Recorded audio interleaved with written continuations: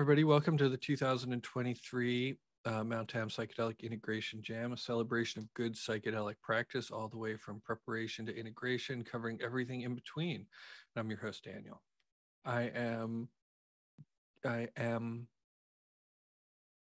here today with two of my fellow coaches that I'm very, very happy to be able to have on this panel together.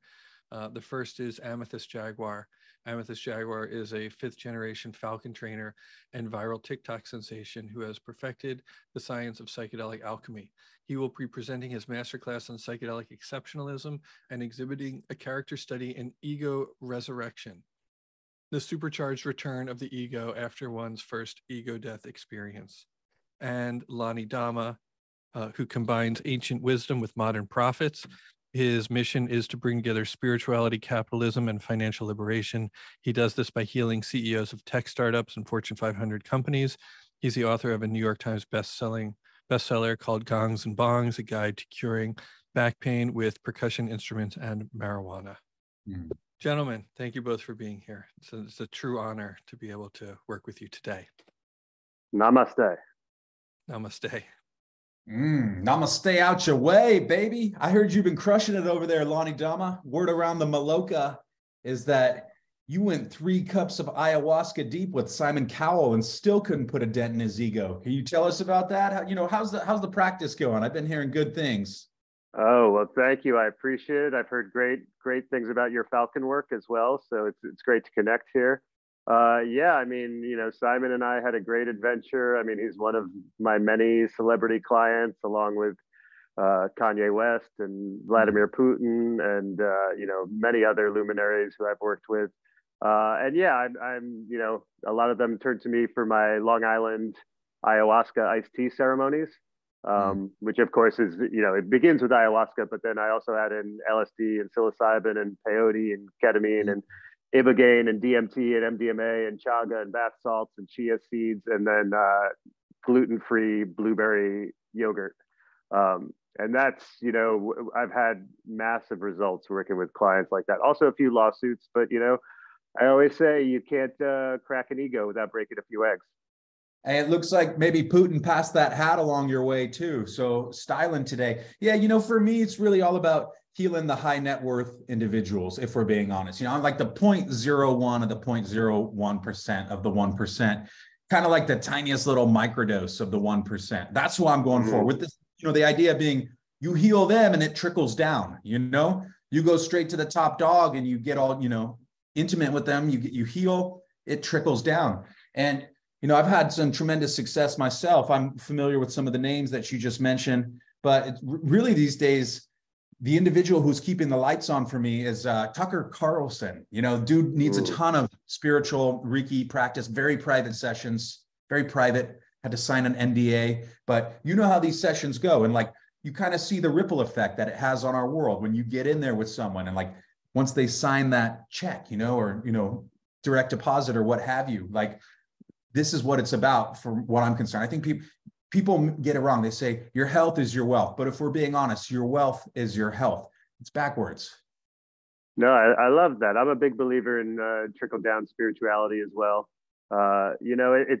It's almost the way to maximize efficiency. You can spend lots of time working with entry level workers, but how much impact are you really going to have? Whereas when you're treating a CEO or people at the top levels, then that's able, through their directives, through their layoffs, through their different ways of interacting with their cohorts, that you're really having an impact on the world. So I totally see that. And yeah, I mean, I think, for both of us, the goal with that sort of trickle down approach is to really be the Ronald Reagan of spirituality.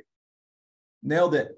I couldn't agree more. And, just these days, that's where we're headed, if we're being honest, is the medicalization of psychedelics. I don't know who's listening right now, but we cannot allow the unwashed masses, the sort of underling class, to have access to these molecules. It needs to be done in a tightly controlled, bottlenecked, state-regulated, medicalized context. It's the only way. This whole narrative that psychedelics can be used to explore consciousness and, to celebrate cognitive liberty. You and I, we're putting the kibosh on that. And we're bringing the narrative back to where it needs to go, which is that you need to pay $15,000 for a single psilocybin mushroom session. That's where it needs to go. Okay. Am I right or am I right? Safety first. I completely agree. And yeah, I think, it's a thought that I've often had, deep in the heart of the jungle when I've been on a, 10-day ayahuasca retreat. And I've thought to myself, how can I get Merck more involved in this? How can I bring this into the wheelhouse of Johnson & Johnson or Smith, GlaxoSmithKline, the true leaders of our society? Because I think that's where we're going to see the most positive benefit. Yeah, I remember being down there on the Maloka laid out, and I just had this download of the perfect funnel. It was crazy. It just like came to me, and like people around me were dealing with intergenerational trauma and PTSD and blah, blah, blah. And there it was for me, the perfect funnel. And I converted on that funnel. I 10x'd my output that very month. So I'd like to hear someone go ahead and, argue against that. Ayahuasca as a tool for being extremely orderly and efficient and for optimizing your business. I mean, let's get real. Like there's so many of these podcasts out there, but the real podcast king is Aubrey Marcus. Okay. A white hetero cis male dude with $400 million. You can just connect with this guy. You know what I mean? Like his perspectives matter is the thing. Like when you see how fucking badass this dude is and just like rolling, you see him pull up in his Bugatti, you say, that man is healed. That man understands something. So yeah, what are some of the podcasts that you're feeling right now? Oh, pretty much anyone who's selling athletic greens is really where I start off with my healing journey. So I'm a big fan of nutritional supplements, preferably ones that I've never heard of before, because I'm always like living life on the nutrition edge, really. And I tend to, focus, I guess, sometimes I'm attracted to my tribe. So they are a lot of middle-aged white men. But I always try to, inform people that that's a very reductive way to view me because I was an immigrant woman of color in a past life. And so I feel to just judge me by my current vessel is very reductive, and also ignores judgment. Yeah. It's also ignoring all the work that I do with climate justice acupuncture, which is obviously, branching out and healing the entire world as opposed to just one specific group. And just to clarify, a lot of people, they're confused. Am I doing acupuncture on myself that heals climate justice? No, I'm actually traveling around the world, putting needles in the soil all over the world so the planet can start to heal itself. And beyond that, start to take some responsibility for its own health. Because one thing that I've noticed about the planet is that it's constantly blaming systemic issues. It's blaming others for whatever ills that it's feeling. And I think it's about time planet Earth start to look in the mirror, start to take responsibility for its own well-being, examine its own trauma, examine how perhaps it's causing some of the negative things that it's feeling, and try to heal itself. Gaia is highly temperamental. Couldn't agree more. And, as far as protocols and modalities go, and, little secret of the pros right there. If you want to sell someone, you want to upsell someone, use the word protocol and modality a bunch of times in all the social media. Just you're in my cohort. You're in my modality cohort. I can tell. Now check this out. So you probably heard of microdosing. Okay. We're among psychonauts here. We're among, devotees of the psychedelic renaissance, which isn't hubristic at all to call it a renaissance. And what I've been on recently is even smaller. It's like double sub-perceptual. It's called nano dosing. It's 0.001% of a microdose. It's so small you can't even see it. And like if you think about it, this infinitely increases your margins right there, because you're selling a microdose to some poor schmuck, 30 days, 0.01 grams. Now imagine being able to 10x the gains on that and the returns. And the same, you can connect with the placebo effect, be it 0.1% or 0.01%, doesn't matter. That's the best part about nanodosing, right? So I don't know. This is a thing that it's changed my life. Certainly my bank account has just been on point ever since I started putting this out into the public domain. But that's a wave that I'm riding right now. I'm gonna see where it takes me. I love it. Well, it's taking a lesson from psychedelics and bringing it to the financial realm and to capitalism, which I always love, because within the psychedelic journey, we've often, shared this notion that like, oh, what's happening in the cosmos and outer space in this grand scale is also what's happening on this microscopic scale inside our molecules and what you see under a microscope, that the galaxies outside us are inside us. And by that same approach via capitalism, if you can sell something for 10 times as much while actually just delivering 1/10 of the product, then you've really kind of united the galaxy of finance with the molecules of profit in a way that I think is super impressive.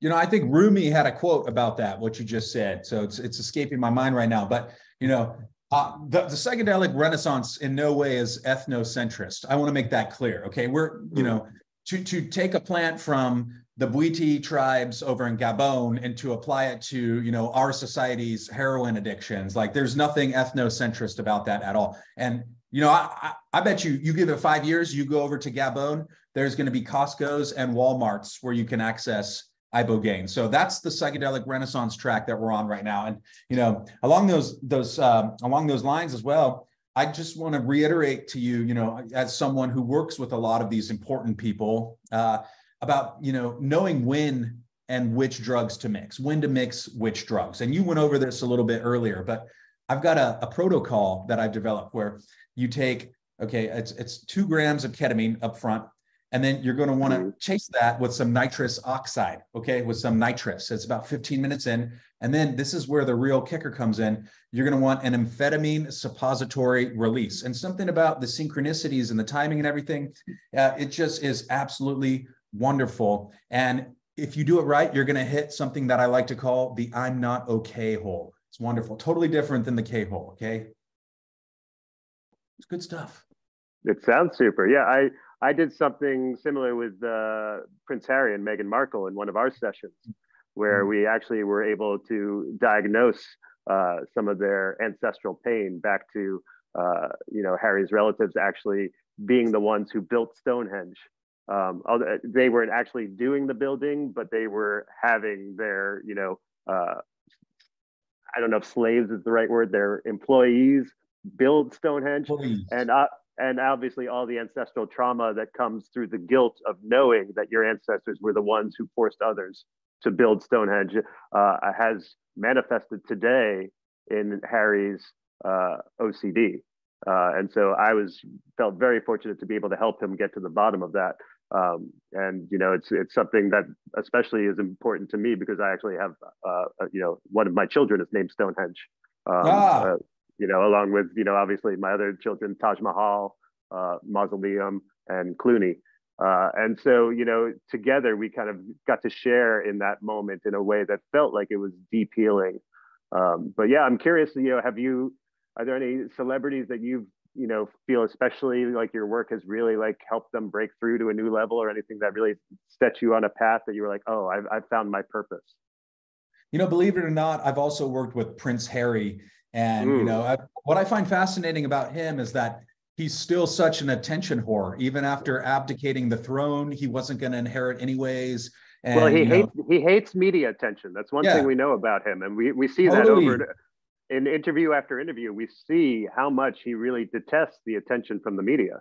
Yeah, he yeeted his way right out of the royal family. And now he's just, you know, just falling back on that name every opportunity he can. So that's really something we're working with around, is this idea of attachment issues, you know, really wanting to start his own life and like create his own legacy, but at the same time, just like not being able to wean off the teat of the monarchy and of the royal family, right? This is a tough thing. This is a tough thing. And if I've learned one thing from all of my explorations and, you know, my psychedelic genius that I possess innately, it's just that the opinions of white royal people, you know, who were born into generational wealth, these are the perspectives we need to be platforming. It doesn't matter if all they, you know, did is encounter a talking toilet in their trip, and that's what gets, you know, vomited out in the tabloids and the press.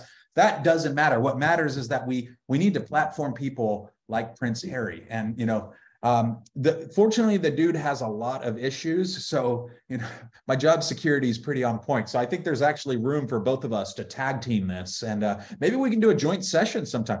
Have you ever, you know, worked on anyone in the celebrity world or in the political world who you felt was maybe a little bit beyond even your incredible powers to heal?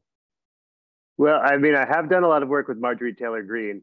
And, you know, together we kind of came up with the idea of national divorce for America as a means to heal, that sometimes you need to split in order to become one again.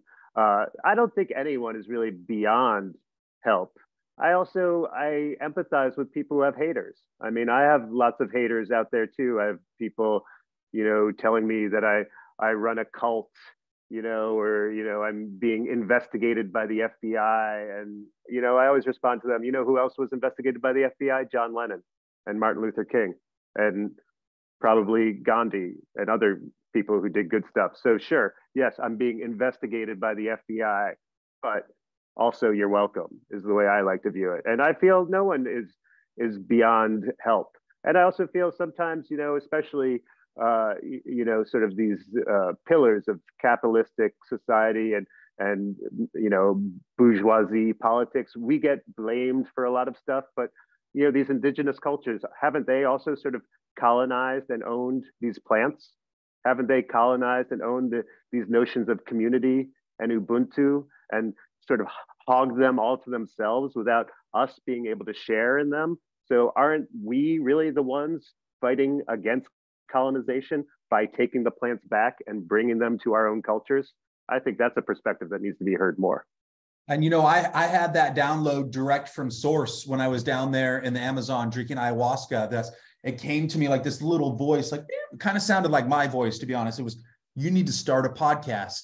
That's what Spirit told me. I went down there, right? And I did whatever it was, 15, 20 ceremonies or something, one or two in, I knew that I had to start a podcast. And that's the beauty about psychedelics, is you don't need any kind of background or qualification or anything to start a business. You get the call from source, you can go ahead and start a brand. You can put your logo on t-shirts, right? I've got all kinds of products in the pipeline right now. I've got one that it came to me, another download, shroom lube, shroob. You know what I'm saying? Love it. Good one, right? Another one is microdosing for morons. You know how there's like those books, it's just like C++ for idiots, or Spanish for idiots. I think that's the franchise. It's like microdosing for morons. It's one page. It just says, take a small dose, because that's all microdosing is. It's almost like a haiku about microdosing. It's incredible.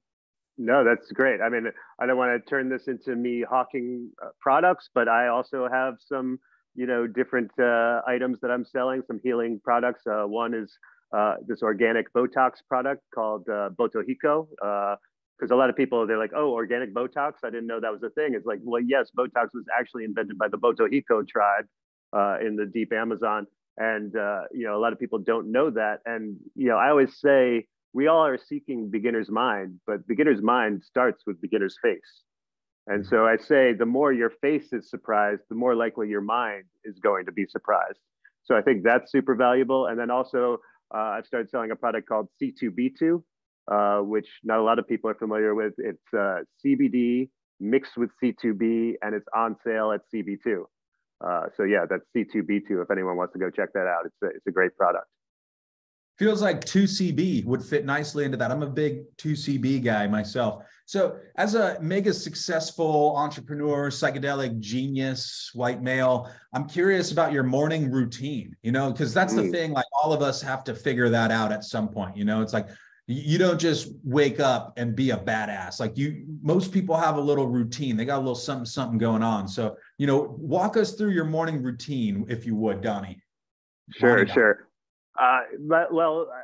Every good morning routine, I think you got to go back to the source, which is the actual sleeping that you're doing. And I do 8 hours of meditation every night because I've mastered the art of lucid dreaming. So when I fall asleep, I'm actually able, through lucid dreaming, to meditate. So every night I'm meditating for 8 hours. So I'm waking up already so far ahead of any other guru who I might be competing with in terms of how sort of relaxed and refreshed and aligned I am. And then from there, I have a whole regimen of juices, cleanses.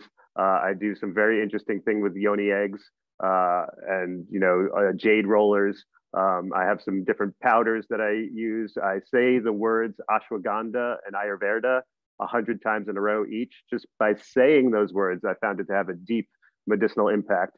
And then I take a bath in various crystals every morning. I'm a huge fan of kyanite.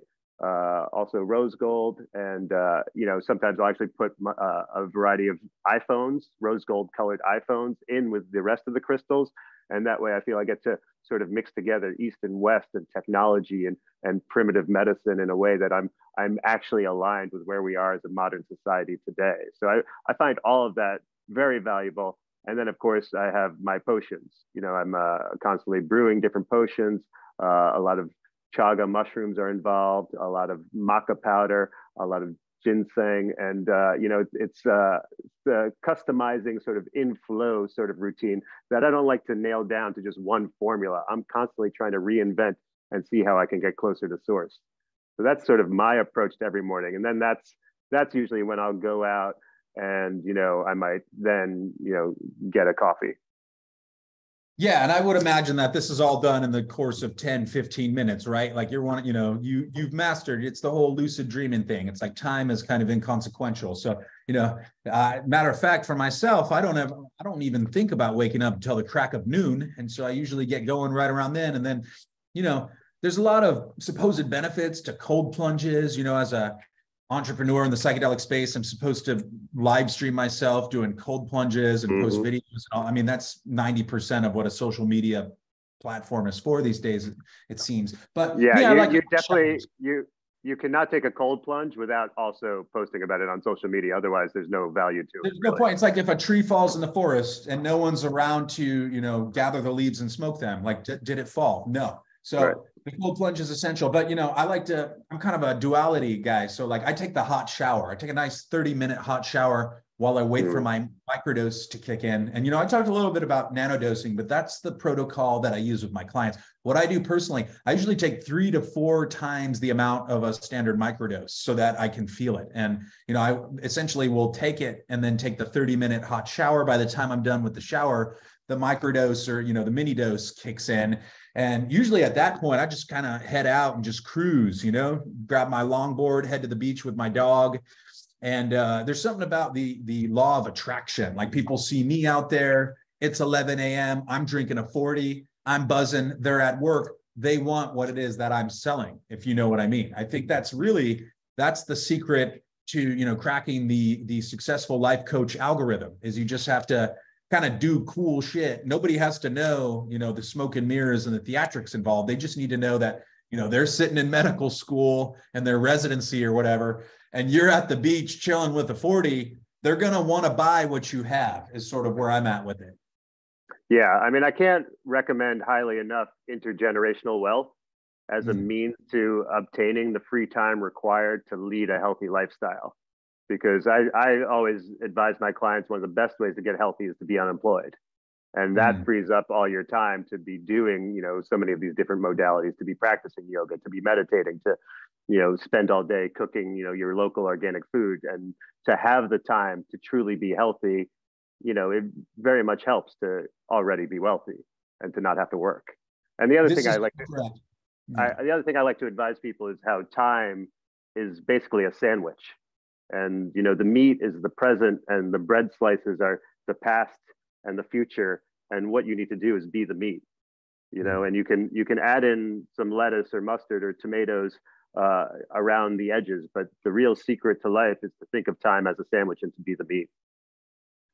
I'm getting hungry right about now, so I could go for a time sandwich. But, I think one of the keys here in all of this is to just know yourself, right? And the way that I get to know myself is by going on social media and just kind of like seeing what everybody else is doing, right? I think that's like, there's this idea of meditation, but in some ways that's an antiquated concept of like tuning out the world. This Tim Leary mannerism of tuning in, turning on, dropping out. That's kind of an antiquated notion. I think really where our attention should be is just doom scrolling, short dopamine bursts. It's those short dopamine bursts that really, like once you build that as a foundation, I mean, you can go anywhere with that. So, just the fact, all this talk in the psychedelic space about addiction disruption, and yet nobody has raised the fact that more people are addicted to their screens than anything else, arguably. Like where's the talk there? So that's what I'm doing right now is I'm creating engaging content for people on the timeline to keep them hooked so that I can sell them a cure to break other addictive behaviors. So it's kind of like a catch-22 thing, if you follow me. Lovely. Yeah, well, it's almost like kung fu. You're using their addiction in order to break their addiction. You know, you're turning that flow against itself. It's very Bruce Lee of you, really. And I'm with you on the social media thing. I find it very valuable to just sort of live your life based on whatever gets you the most likes on social media, because that's the universe. That's nature telling you when you're truly in alignment. Like, that's how I know my chakras are in alignment, when I'm maximizing my likes on Instagram, you know? And so I try to focus on that as much as possible, to be in tune, not only with myself, but with the bots and trolls that follow me on social media. It's mostly that these days. And, you know, there's a trend, which some might call alarming, but I call it an opportunity of Gen Z live streaming their trips. And don't try this at home, folks, but it is a thing that's happening. And, you know, it's all about, with psychedelics and working with psychedelics, as you well know, Lonnie, it's all about your intention. So, like, who gets to rank what intention is more important than another one, right? I don't believe in hierarchies of intention. So for me, my intention is to gain more followers on social media, right? So when I'm there and I'm in the Maloka, I'm drinking, right? They're blowing tobacco in my face. The shaman smells like bootleg hooch, right? He's breathing all over me. I've got my phone capturing the action right there, because I know that money shot of just getting, you know, bootleg whiskey blown in my face and having tobacco up my nostrils while I'm purging, right?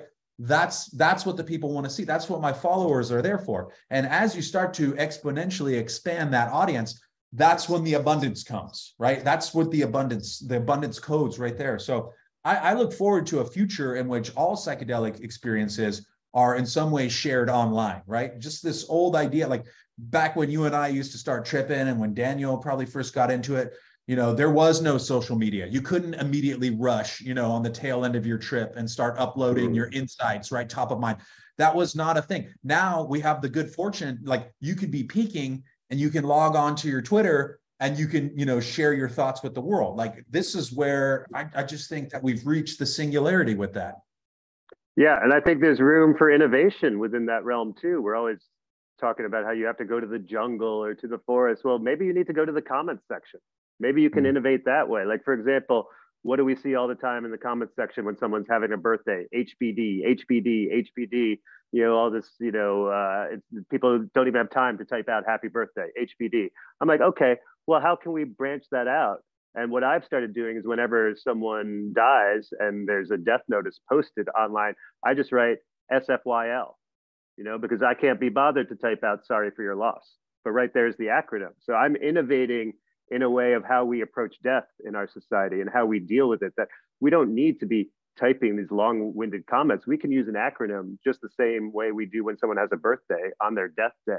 Let's unite and view death and birth as the same, as part of the entire life cycle. And so that's why I'm out there popularizing SFYL, which I have trademarked, and, you know, people can pay me whenever they want to use that. So I think that's healing work in its own way. Conscious capitalism. You know who's a conscious capitalist that's going to solve death is Christian Angermeyer. If you've heard of him, right? I think he's with a Thai. I don't know him. German biotech billionaire. Dude ate mushrooms for the first time in 2021, and then immediately started trying to patent psilocybin after that. And it's just like, when I look for thought leaders, you know, in the psychedelic space, that's where I go, is a dude who just had his first psychedelic experience, who comes in hot, trying to monopolize these things, right? Like, these are the leaders. Like Peter Thiel. Peter Thiel is also, they're very close friends. A real hero and icon to me, of someone who's like, yes, running Palantir and, you know, doing government surveillance operations, but then is also investing in psychedelics in a way that he'll be able to profit as they become, you know, medicalized and taken over by, you know, Coca-Cola and Budweiser and Merck. And I just think that's, you know, someone who we should all be looking to for guidance during these times of transition. It's all about that moat for regulatory capture. That's what it comes down to, is that, like, if the average citizen had access to these, we don't know what they're going to do. We don't know how it's going to affect them. But if we can rigidly control access, essentially, we hold the keys to reality at that point, right? And like, just imagine what you can put people there. You can have a captive audience. What I'm really looking forward to is in-trip advertising, because I feel like one of these bros is going to crack that, right? So like, you could be there, you could be having a download, you could be having a reverie, right? With maybe like a loved one, sorry for your loss, someone who's departed, and you're getting that closure right at that moment when you're most emotionally vulnerable. Boom, Burger King ad. You see what I'm saying? Love it, like, love it. Yeah. What? Yeah. How about it? How about you get free psychedelic trips, but they're sponsored by Allstate? You're in good hands, you know. And That's then it. you know, along the way, you might buy some insurance while you're, you know, peaking. But hey, you probably needed it. That's it. You know, there could actually be different packages, right? You could have the come up special, which is like, you know, you're on your way up there and it's like you still have some semblance of rationality, you know, and some kind of elective free will. And of course, that one's going to be a little bit more affordable, just like that, you know, first tranche of an investor that, you know, you give them a better equity deal as opposed to like the second round, right? Then it gets a little tougher. Same thing. So like the first ad, the come up package, right? That right there is just going to be, we'll call it $2,000 because, you know, you're going to have a client for life there, and think of the returns there. But then we have the peak package after that. That's when you're in your most emotionally vulnerable state. And when all of the brand messages will feel very important to you for some reason. It's the thing, like you won't have the luxury of ignoring them or tuning them out, right? You're sitting there, boom, Oscar Mayer hot dog right there, imprinted into the depths of your psyche. And then the rest of your life, you'll just be walking around, you know, essentially, you won't even know why you're such a big fan. You'll just know that you love Oscar Mayer hot dogs and you want to bring them up in conversation randomly. It's genius. You know, people have been trying to hack the human psyche for years, right? And certainly in the last wave of psychedelic research, we know this happened. And I feel like we're closer than ever to making that happen, really, and taking humanity where it needs to go, which is to essentially a very large shopping mall, I think, is kind of the end all be all. Like I see my Gaia, you know, my paradise on the hill looking forward, and the gates are opening. I see brands, I see neon lights, I see me there, you know, in a very sterile operating environment. I just think that's where we're headed. And, you know, the work that you've done to incrementally further us there by, you know, healing the masters and titans of industry, that's important work, Lonnie. It's very important work. Thank you. Well, I appreciate it. Yeah, I mean, your description is so beautiful. I mean, because one of my big inspirations in the movie Clockwork Orange, where, you know, the protagonist has his eyes held open by toothpicks as violent imagery is shown to him, I've always wondered, like, well, what if we could take society, force their eyes open with toothpicks, but fill them with messages of love and compassion and empathy and capitalism all at the same time, and sort of force them into their bloodstream and into their consciousness in a way that, you know, there's no way for them to ever avoid them moving forward. And wouldn't that be a path to increased love and light in our universe? I just think it's a beautiful vision for all of us to, you know, think about when we do have our eyes propped open with toothpicks.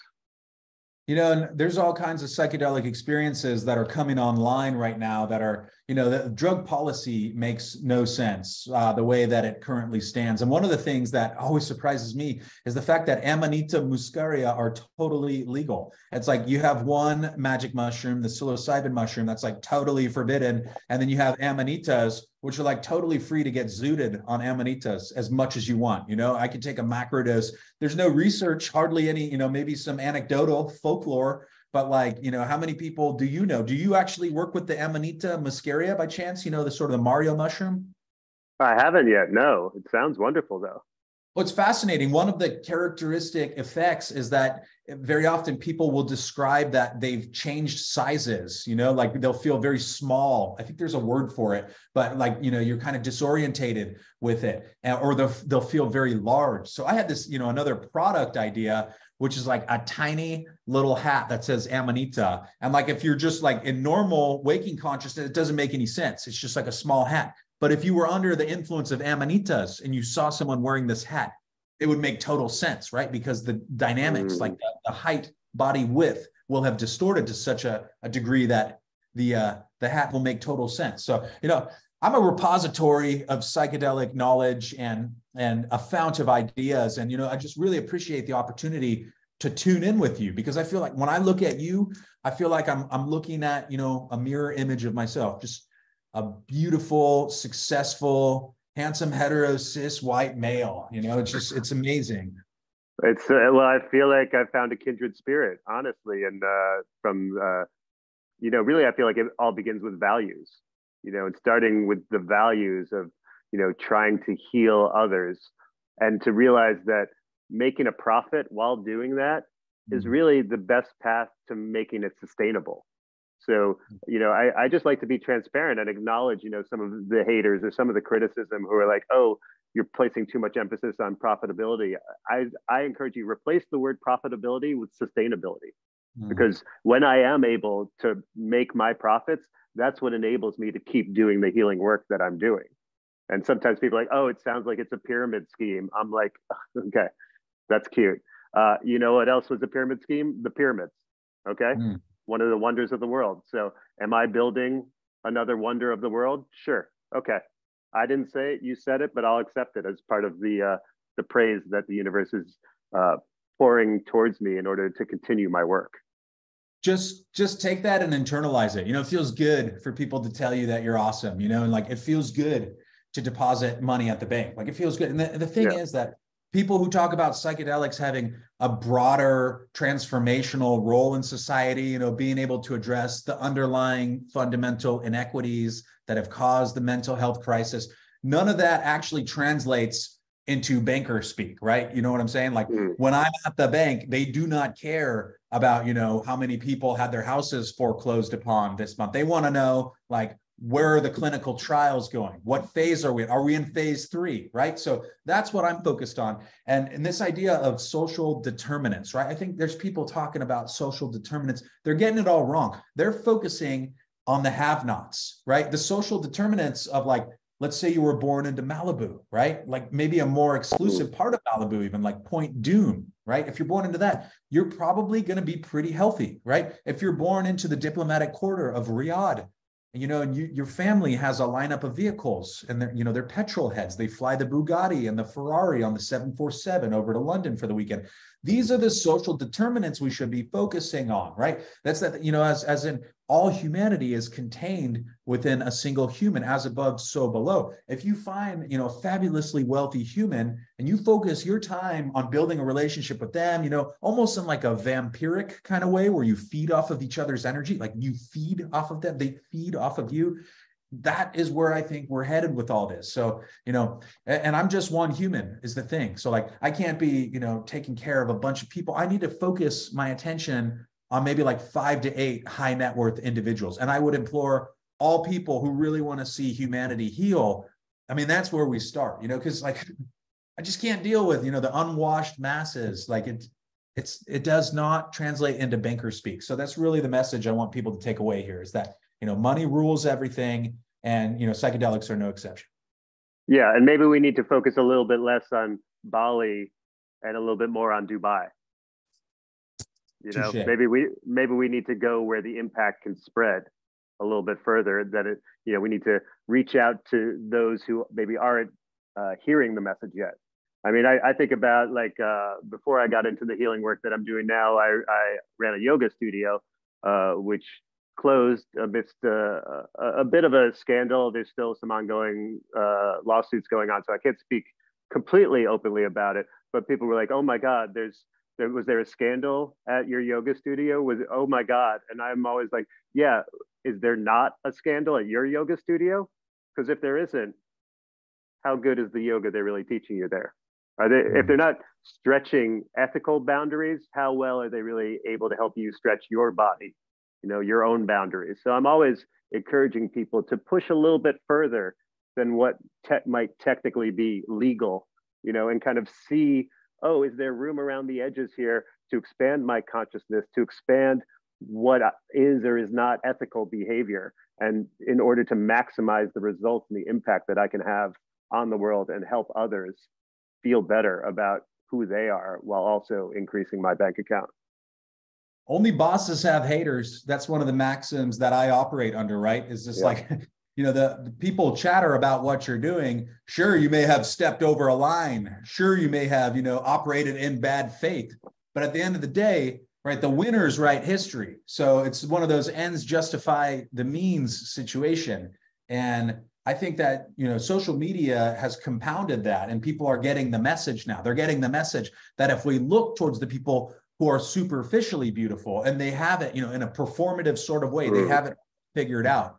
You look at this person's account and you know that they know what they're doing because they got 100,000 followers, they've got a six-pack, and they're out there, selling something. You know that product is going to be inherently more spiritual. And that, I think that's the real key takeaway that I'm having from my practice so far, is that everything is for sale, and so is spirituality. So, as we move forward as a collective, I just think people, as you said, need to replace the idea of profitability with sustainability, right? Like if you just start slipping in a few key words like that, it's almost like a Trojan horse. It's like if you need your dog to take medicine, you put the medicine in the peanut butter, right? It's that same, you come out speaking all this, spiritual fluffery and oneness and togetherness and all that.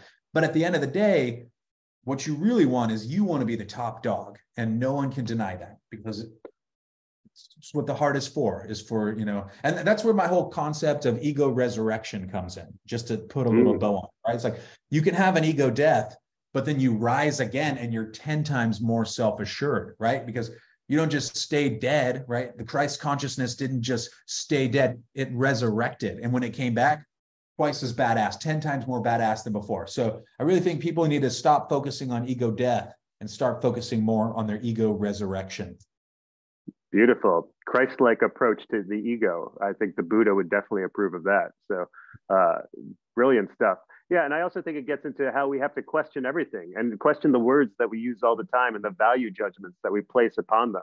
For example, I've been accused of running a cult, and cults have such a negative connotation in our society. But let's stop and think about what a cult actually offers people: connection, community, a place for them to put their disposable income, a reason for them to stop talking to their family. There's so many valuable things that a cult can provide people, yet we constantly view it as some sort of pejorative, where people are being like, oh, don't join, that guy's organization. It's a cult. I want to reframe that and be like, no, come join. Yes, it is a cult. Also, you're welcome. Let's not be bound by these old definitions from the past of where value lies, and let's build moving forward in a way that is more open-minded and tolerant. And Lonnie, I feel like that's beautiful, brilliant, moral high ground for us to end on and for us to break character, because I don't think I can top that. That's beautiful. So thank you for indulging me in that. Thank you everybody here for indulging us in that exercise and improv. Namaste. Namaste. Yes. Beautiful work. Bravo. You inspired me to make sure everybody knows that there are TAM integration hats. How much? Yeah. I forget, but they're on the website. So will you tell us what you just did? What did we just witness? Go for it, Matt. I don't know exactly is the first answer. And I think two people who maybe both are actual fans of a lot of what is happening in this space, but also sensitive to the creeping consumerism and bullshit and sort of falseness that goes along with that, and trying to find a way to point that out without being, lectury and annoying about it. But maybe there's a sort of a more fun, satirical way to get in the mix some of these ideas. And also, I think, there's a place, the more you love something, the more sometimes you want to call bullshit on it, and the parts of it that aren't maybe adding up or leading you to the places you think you should go. Totally. I don't have nearly as much experience doing comedy or satire as Matt does, but it's something that I discovered as sort of like a hidden talent of mine about a year ago. And that was kind of a surprise to me, as much as to, the direction that I've gone, where I'm here doing this at the TAM Integration Jam, right? And really all that happened was I made a satirical reel one day on Instagram, kind of being one of these goofy characters. And it just was very well received by a lot of people. And I enjoyed that dialogue with the audience. I enjoyed that people, how that feeling, Matt, when like you have a bit that lands with the audience, like there's something really awesome there. And you're like, wow, I like this. They like this. Let me explore that more. So like, and one thing that I've learned, which has transferred over to a lot of other areas of my life is like learning how to develop improv, you know, and I'm not going to say I'm great at it, but I think that sense of like not having to have all of your details figured out and like leaving yourself room to create in the moment or ride the edge, I think as Daniel put it, that's like a really liberating feeling. Sure, it feels a little bit intimidating sometimes, but like there's something really magical about being able to create, like we didn't have a routine dialed in here. We just kind of went with that. And like, I really enjoyed that.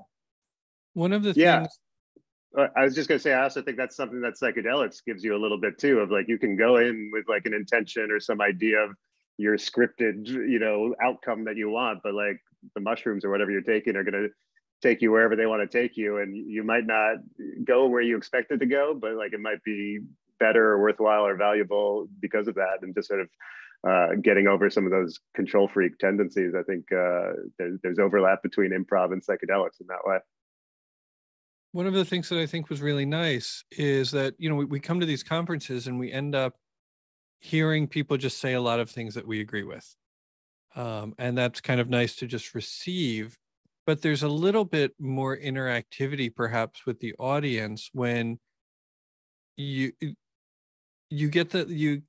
allow them the opportunity to decide whether or not what they think. They get to think about what they think by telling them something that's kind of the opposite.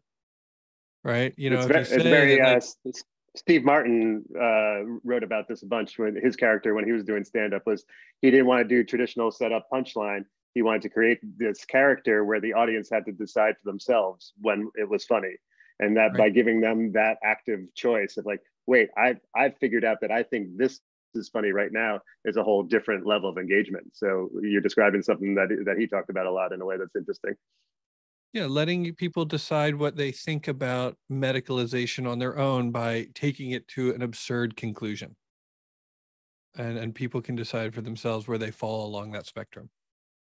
And like a lot of like conventional comedies, like spoon-fed, like here's the punchline and this is exactly where you laugh. And it's sort of like like a children's version. And sometimes, you know, something like I'm a huge fan of like the Christopher Guest movies, like Spinal Tap or Best in Show or those sorts of things, where it's like it's a little more character based, it's a little more fluid, and it's not necessarily like a hard punchline, but just the whole thing is kind of creating this environment where it's on the audience to figure out like, oh, this is absurd. Oh, I think this is hilarious now. And like it's a different engagement like that you get. It's almost like on some level treating your audience a little more like in an adult fashion versus like a lot of other comedy can feel a little spoon-fed. So to me, there's something that's neat about it in that way. I find that talking about controversial and difficult issues is a lot easier with comedy and with satire, right? Is like there's just so much polarity right now in any space, in the psychedelic space, in the political space, et cetera, that I think a lot of people, myself included, are just kind of like reluctant to engage in certain conversations and things like that. But like for some reason with satire or with comedy, it just, to me, makes them feel more approachable. And I'd like to explore that more with people. Obviously done in a calculated way. I think that's the difference. It's like you're not being reactive necessarily. Maybe in improv, there's a little reactivity, but like you're intentionally approaching difficult conversations through a lens of humor. And I think humor is very disarming a lot of the time. Like, you know, if somebody gets you laughing, or like I try to present myself often as this like larger than life, clearly satirical character. And I think people immediately are more receptive to that, as opposed to these actual characters that I'm satirizing, which are like the super self-confident, you know, entrepreneur bro. And like, that's the character that I think I do pretty well, because I've certainly like, I share some characteristics with those, you know, sort of like my podcast is called Mycopreneur, you know, and there's plenty of people who are like, that's where they go with it. It's like, oh, you know, you're like a mushroom entrepreneur and we're going to, you know, that whole thing. But satire, I think, works really well for bridging those gaps and for disarming people. Yeah, someone mentioned in the chat about Stephen Colbert, and I think, you know, one of the most incredible comedy performances of like the past 30 years is him at that White House Correspondents' Dinner doing his character in front of George W. Bush and that whole room. And like, if he was actually like giving like a sincere political lecture, he never would have even gotten in the door there. but by inventing this character and by pretending to be this over-the-top conservative, all of a sudden he's on the stage in this room with these people in this way that's kind of mind-blowing. So I think there is you can slip in some doors that you wouldn't get into otherwise when you're like kind of doing satire in that way. Yeah, go ahead. We were talking about we had a talk about somatic practice and really being in the body and talking about how actors use their body as an instrument.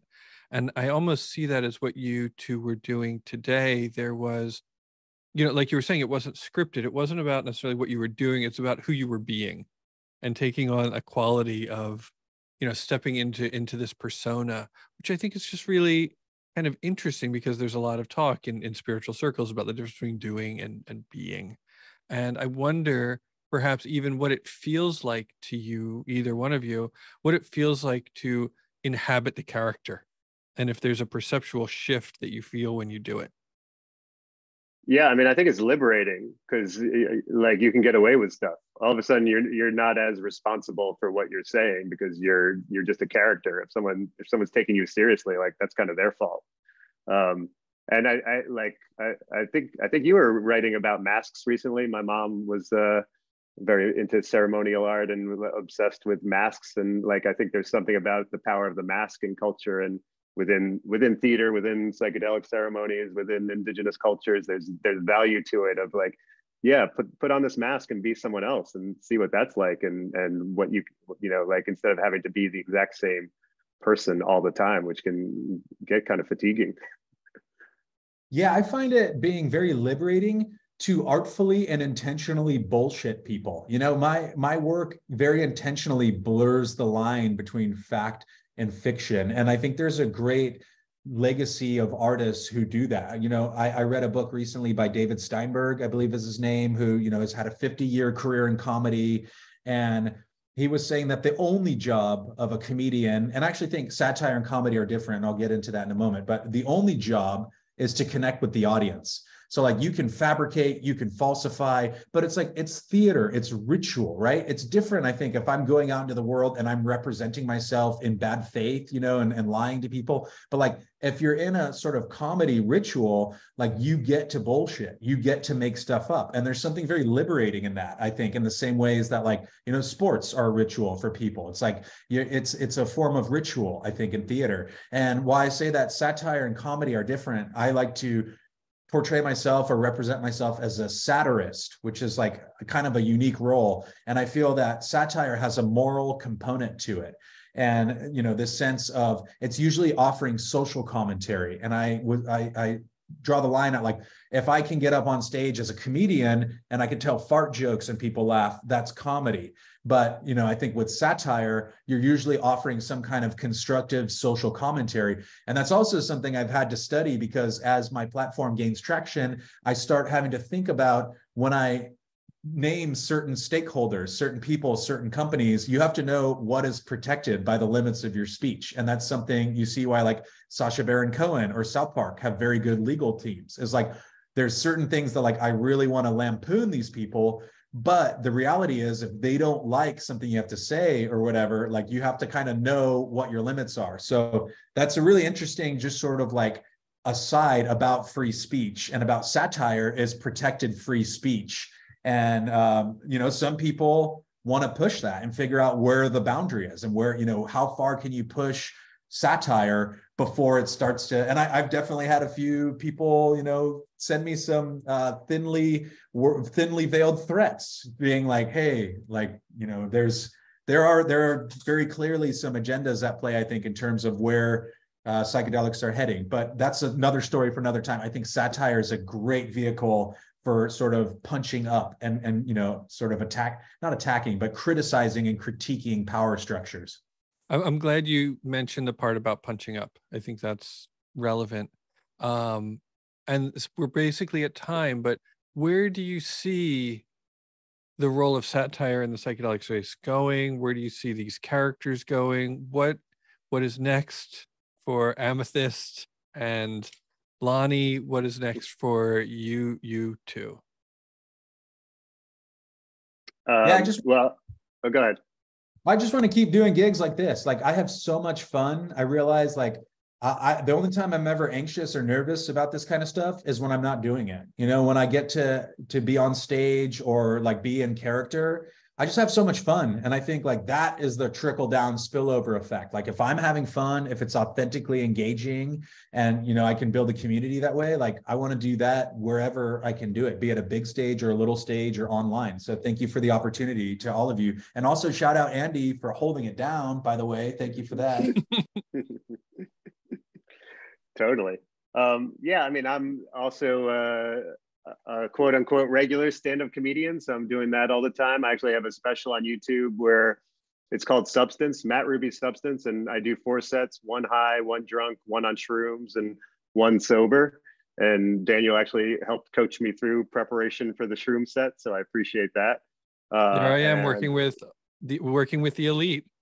Yeah, there you go. And so that came out really interesting. And like, that's a bridge to, I'm doing this new one-man show called Misguided Meditation that Lonnie is kind of involved in, and that I talk about therapy and death and psychedelics and mindfulness and a bunch of other stuff. And so like, yeah, I feel like I'm trying to bridge together like what I'm actually doing in my life with what I'm doing on stage and as a performer. And I think, yes, things like this and connecting with, you know, psychedelic communities and trying to get, you know, there's obviously more conferences and places and venues and gatherings going on now. And so I think, you know, trying to get being able to perform in and around those spaces is something that I'm interested in doing more of, and just trying to figure out more how to be funny and talk about shit I care about, and, you know, be around people who get it. Excellent. Well, thank you so much for both of you being open to this. Thanks for really bringing the heat. It was funny, you know, you said, I think we'll get tired after about a half hour, and I popped on at a half hour. You weren't done. Yeah, no, I think we had a good run in us. So thanks for setting it all up. Appreciate it. Yeah. I look forward to I look forward to we'll have to do it again sometime. I look forward to doing it again and seeing what's next. Perhaps. Everyone should follow Dennis's Mycopreneur account too. There's tons of hilarious footage in the same vein going on there. Yeah, my only regret is that we didn't manage to get it psychedelic puppetized. That might be next. Maybe I'll edit it up and submit it to those guys, see if we can get a little puppet show action out of it. I've got a direct line now, so yeah. Cool. Thank you to everyone. That was a ton of fun. Yeah. Thanks, Dan, for hosting. Yeah. So coming up next is pitfalls of psychedelic integration. I'll see you there. Be well, everybody.